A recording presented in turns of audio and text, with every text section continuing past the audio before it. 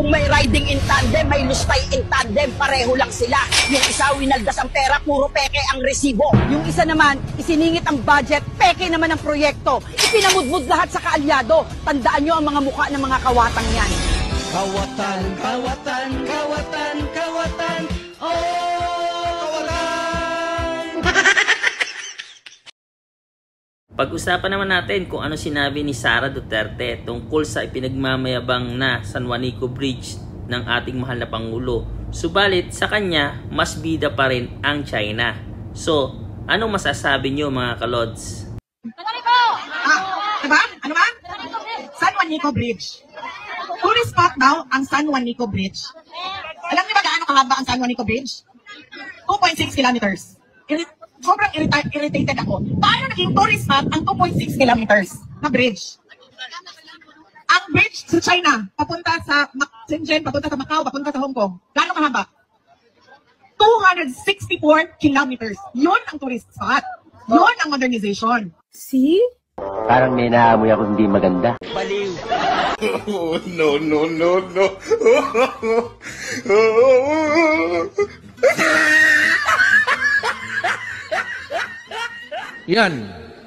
Yan ang panlaban ko sa mga putang ina ninyo. February 27 ngayong taon nang bumagsak ang isang bahagi ng tulay matapos dumaan ang truck na may kargang mga bato na ayon sa DPWH ay lagpas sa weight limit 1 linggo matapos itong buksan sa publiko.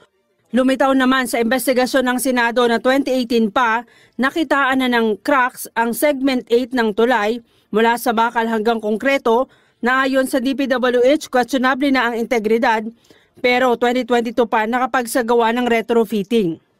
Pangamba ni Cayetano maaaring magkaroon ng cover-up sa loob ng DPWH dahil hanggang ngayon walang malinaw na opisyal o pangalan na dapat managot. There was never an us.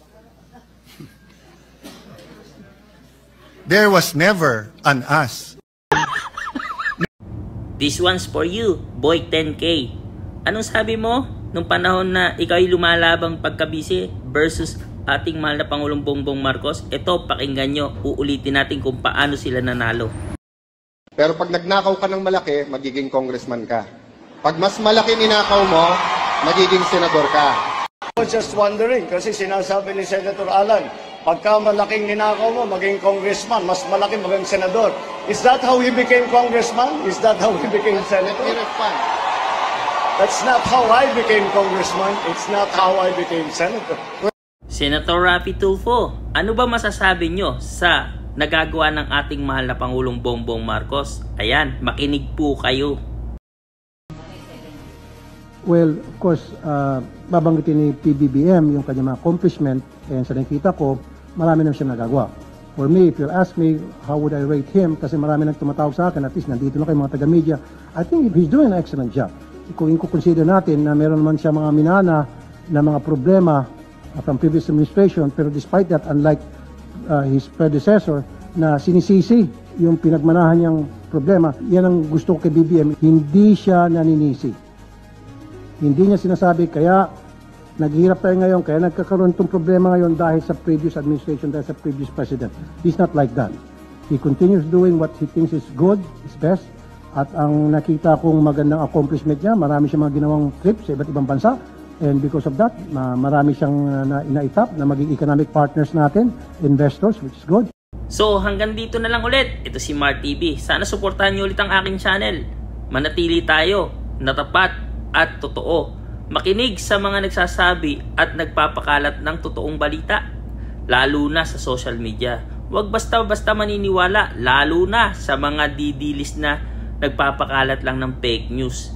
Kaya po makinig, tumingin at manigurado po sa lahat na nagagawa ng ating administrasyon at lalong-lalo na po ng ating mahal na Pangulong Bongbong Marcos. Maraming salamat po. Paalam.